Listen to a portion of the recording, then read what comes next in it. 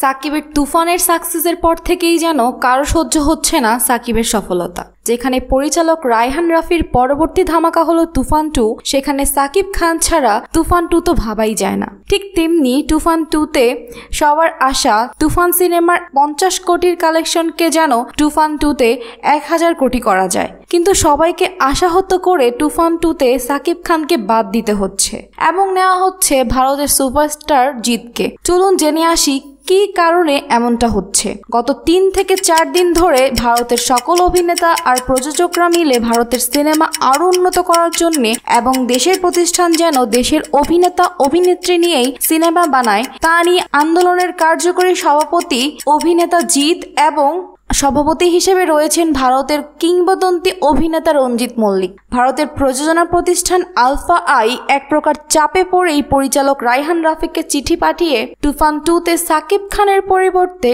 Superstar জিতকে তুফান 2-তে নেয়া অনুরোধ জানিয়েছেন। তো দর্শক, আপনারা কি তুফান 2-তে সাকিবের পরিবর্তে নায়ক জিতকে মেনে নিতে পারবেন? অবশ্যই আপনার মতামতটি জানাবেন এবং আমাদের চ্যানেলটি সাবস্ক্রাইব করতে ভুলবেন না।